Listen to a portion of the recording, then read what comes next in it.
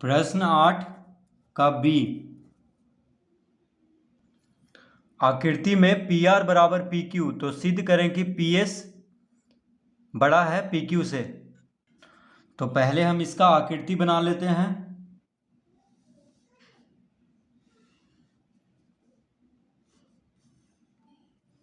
इस तरह से दिया हुआ है।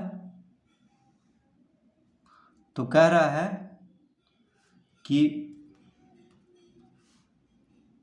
पी आर और पी क्यू बराबर है।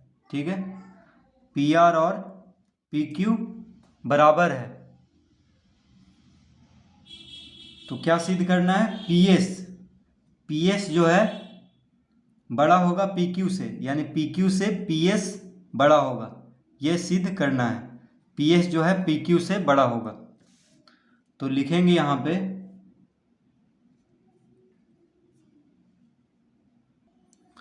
दिया है क्या दिया है? पी आर बराबर पी क्यू, पी आर बराबर पी क्यू दिया हुआ है। ठीक है, यानी त्रिभुज पी क्यू आर में पी आर और पी क्यू ये दोनों भुजा क्या है? बराबर है। तो इस तरह से पहले हम लिख लेंगे पी आर बराबर पी क्यू, ये दिया हुआ है। सिद्ध क्या करना है? तो हम लिखेंगे सिद्ध करना है। क्या सिद्ध करना है? पी एस जो है बड़ा होगा पी क्यू से, यानी पी एस बड़ा होगा पी क्यू से। पी एस किससे बड़ा होगा? पी क्यू से, यानी पी एस जो है बड़ा है पी क्यू से। ये हमें सिद्ध करना है। तो लिखेंगे प्रमाण, यानी अब इसको सिद्ध करेंगे। तो क्या लिखेंगे? क्या दिया हुआ है? पी आर बराबर पी क्यू, पी आर बराबर पी क्यू। इसको हम पहला लिख लेंगे और लिखेंगे यहाँ पे दिया है। यह हमें दिया हुआ है, पी आर बराबर पी क्यू दिया हुआ है। पी आर बराबर पी क्यू दिया हुआ है, तो इसको हम पहला लिख लेंगे और यहाँ पे लिखेंगे दिया है, यानी पी आर बराबर पी क्यू दिया हुआ है प्रश्न में। तो इसको हम पहला लिख लेंगे क्योंकि आगे काम आएगा। तो जब पी आर और पी क्यू बराबर है, ठीक है, तो त्रिभुज पी क्यू आर में पी आर और पी क्यू बराबर है, तो बराबर भुजाओं समान भुजाओं के सम्मुख कोण बराबर होते हैं। ठीक है, या बराबर भुजाओं के सम्मुख कोण। तो देखिए ये दोनों भुजा बराबर है, तो ये दोनों कोण भी बराबर होगा। जब भुजा बराबर है तो कोण भी बराबर होगा, ये दोनों सम्मुख कोण, यानी बराबर भुजाओं के सम्मुख कोण क्या होता है? बराबर। तो हम लिखेंगे अतः कोण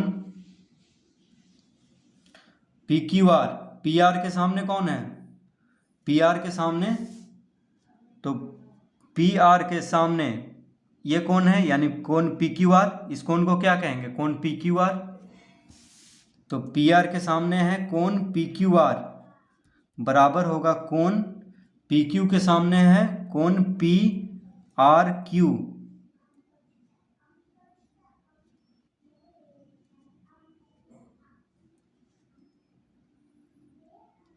तो पी आर के सामने है कोण पी क्यू आर और पी क्यू के सामने है कोण पी आर क्यू, ये दोनों बराबर होगा।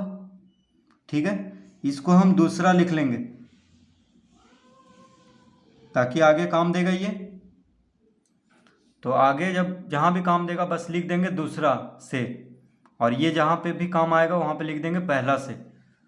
तो जब भुजा बराबर है तो ये दोनों कोण भी बराबर होगा। क्यों? तो लिखेंगे यहाँ पे समान भुजाओं के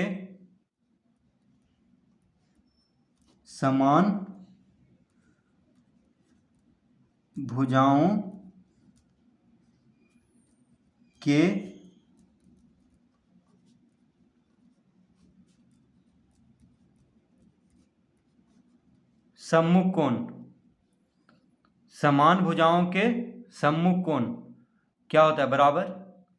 तो इसीलिए जब भुजा बराबर है तो ये दोनों कोण भी बराबर होगा। इस तरह हम लिख लेंगे।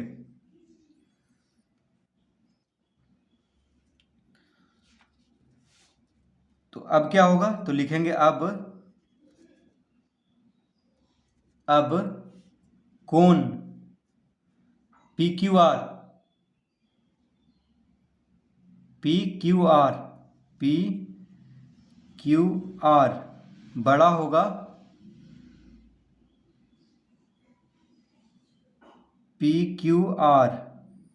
बड़ा होगा कोण पी एस क्यू से।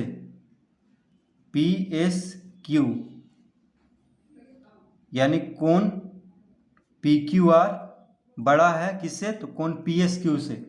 क्यों बड़ा है? यानी कोण पी क्यू आर कोण पी एस क्यू से क्यों बड़ा है? देखिए, अब त्रिभुज पी एस क्यू में ये जो कोण है, देखिए ये जो कोण है यानी कोण पी क्यू आर इससे बड़ा होगा। क्यों बड़ा होगा? क्योंकि ये बहिष कोण है यानी बाहर का कोण है इस त्रिभुज के लिए, त्रिभुज पी एस क्यू के लिए। देखिए ये जो त्रिभुज है पी एस क्यू, इसका बाहर का कोण है ये वाला यानी कोण पी क्यू आर। देखिए पी क्यू आर यानी ये जो कोण है इस त्रिभुज के लिए बाहर का कोण है। तो बाहर का कोण क्या होता है? जो अंत अभिमुख कोण है उसके योग के बराबर होता है। यानी ये कोण और ये कोण के योग के बराबर होता है बाहर का कोण। ठीक है, यानी बहिष कोण बराबर अंत अभिमुख कोणों का योग होता है। तो कोण मान लेते हैं, देखिए इसको हम ये कोण और ये मान लीजिए इसको एक लिख देते हैं, इस कोण को एक, इसको दो। तो एक और दो को जोड़ेंगे तो ये आएगा, यानी ये कोण और ये कोण का योग के बराबर होता है। तो ये जो कोण होगा कोण पी क्यू आर, ये कोण इस कोण से बड़ा होगा क्योंकि अंत अभिमुख कोण के योग के बराबर होता है बाहर का कोण, त्रिभुज के बाहर का कोण। ठीक है, तो ये दोनों से ये बड़ा होगा क्योंकि ये दोनों को जोड़ने पे ये आ रहा है। तो ये दोनों से बड़ा होगा, यानी दोनों में से किसी एक से तो बड़ा होगा ही, चाहे इससे बड़ा हो, इससे भी बड़ा होगा और इससे भी बड़ा होगा, यानी दोनों से बड़ा होगा। अगर अकेले अकेले बात करें तो इस कोण से बड़ा होगा। तो वही लिखे हम पी क्यू आर, कोण पी क्यू आर बड़ा होगा किससे? तो कोण पी एस क्यू से, इस कोण से। क्यों? तो लिख देंगे, क्यों लिखेंगे? तो ब्रहा कोण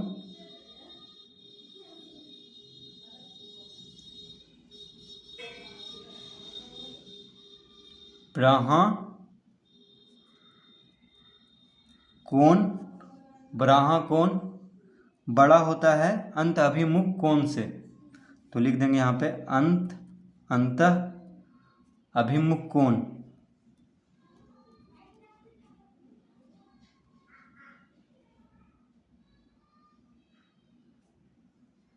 अंतः अभिमुख कोण से।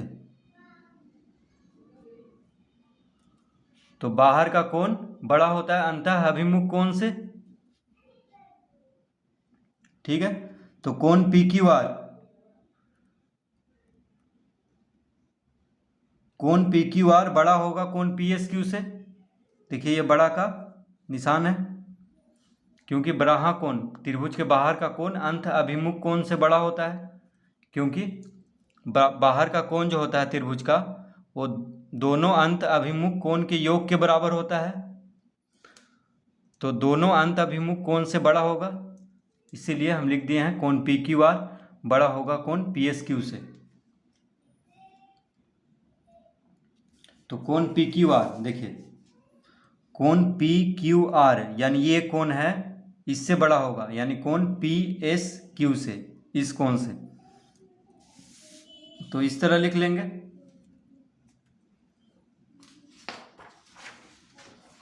अब इसके आगे, तो इसके आगे क्या लिखेंगे? अतः अब देखिए कोण पी क्यू आर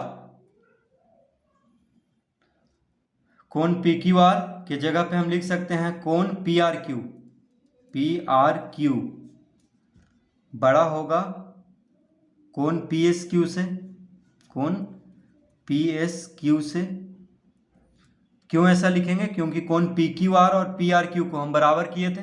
देखिए कोण पी क्यू आर और पी आर क्यू बराबर है, समान भुजाओं के सम्मुख कोण। तो पी क्यू आर के जगह पे हम पी आर क्यू लिख सकते हैं क्योंकि दोनों तो बराबर है। तो कोण पी क्यू आर के जगह पे क्या लिख देंगे? कोण पी क्यू आर के जगह पे लिख देंगे कोण पी आर क्यू। तो कोण पी आर क्यू बड़ा होगा कोण पी एस क्यू से, क्योंकि ये दोनों कोण तो बराबर है। तो लिखेंगे यहाँ पे दूसरा से, यानी दूसरा से। देखिए इसीलिए हम इसको दूसरा लिखे थे, ताकि ऐसा क्यों हुआ है तो दूसरा से, यानी दूसरा में हम देख लेंगे। तो दूसरा में क्या है? पी क्यू आर, कोण पी क्यू आर और कोण पी आर क्यू बराबर है। ठीक है, तो कोण पी क्यू आर की जगह पे पी आर क्यू लिखा गया है। कोण पी क्यू आर की जगह पे कोण पी आर क्यू लिखा गया है। या इसको हम इस तरह लिख सकते हैं, कोण पी आर क्यू को हम लिख सकते हैं कोण पी आर एस बड़ा होगा कोण पी एस क्यू को हम लिख सकते हैं पी एस आर। देखिए पी आर क्यू को हम पी आर एस लिख सकते हैं और कोण पी एस क्यू को हम कोण पी एस आर लिख सकते हैं। क्यों लिखेंगे? तो इसके लिए हम चित्र में चलते हैं। तो कोण पी आर क्यू, देखिए पी आर क्यू यानी इस कोण को हम क्या लिख सकते हैं? पी आर क्यू या पी आर एस। इसको हम दो नाम से पुकार सकते हैं, या तो कहें कोण पी आर क्यू, तो ये इस कोण का नाम क्या क्या हो जाएगा? कोण पी आर क्यू या कोण पी आर एस। ठीक है, चाहे कोण पी आर क्यू कहें चाहे कोण पी आर एस कहें, रहेगा तो यही कोण।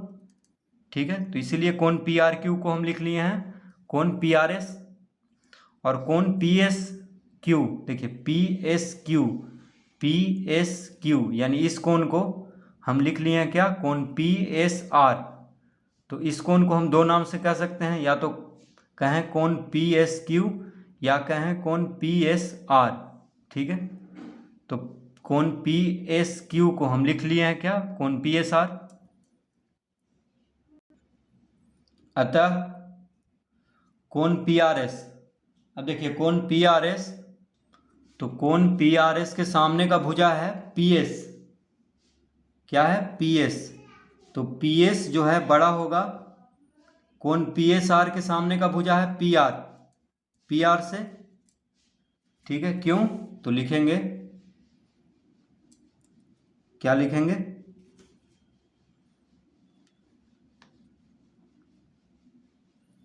बड़े कोण की सम्मुख भुजा बड़ी होती है।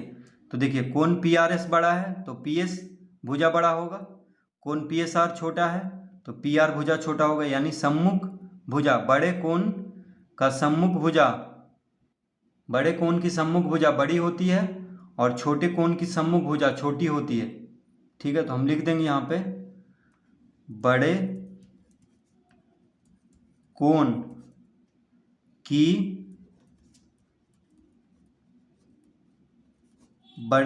की सम्मुख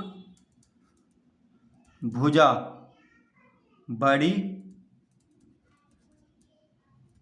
होती है। बड़े कोण की सम्मुख भुजा बड़ी होती है। ठीक है, इसीलिए कोण पी आर एस बड़ा है तो पी एस बड़ा होगा, पी एस भुजा बड़ा होगा किससे? पी आर से। तो इसके लिए हम चित्र में चलते हैं। तो क्या है? देखिए कोण पी आर एस यानी ये जो कोण है किससे बड़ा है? इस कोण से। तो कोण पी आर एस यानी इस कोण के सामने का भुजा है पी एस। देखिए ये भुजा सामने का है त्रिभुज पी एस आर में, ये बड़ा वाला त्रिभुज में। तो इस कोण के सामने का भुजा है पी एस। ठीक है, तो बड़ा होगा क्योंकि ये कोण बड़ा है इससे, इस कोण से, पी एस आर से, इस कोण से। तो इस कोण के सामने का भुजा पी आर है तो पी आर छोटा होगा किससे, तो इस पी एस से। यानी बड़े कोण की सम्मुख भुजा, तो ये कोण बड़ा है तो इसका भुजा, इसका सामने का भुजा भी बड़ा होगा, और ये कोण छोटा है तो इसके सामने का भुजा छोटा होगा। तो हम इस तरह लिख लेंगे, बड़े कोण की सम्मुख भुजा बड़ी होती है। अब लिखेंगे अतः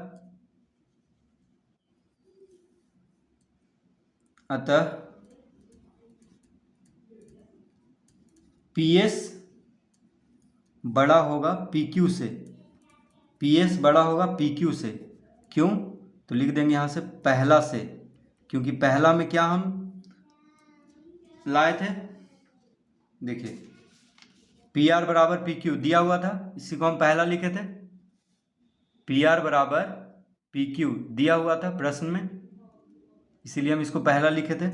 तो यहाँ पे लिख दिए हैं पहला से, क्योंकि पी आर और पी क्यू बराबर है, तो पी आर के जगह पे हम पी क्यू लिख सकते हैं, पी आर के जगह पे पी क्यू लिख सकते हैं। तो पी एस बड़ा होगा पी क्यू से, यही सिद्ध करना था कि पी एस बड़ा है पी क्यू से।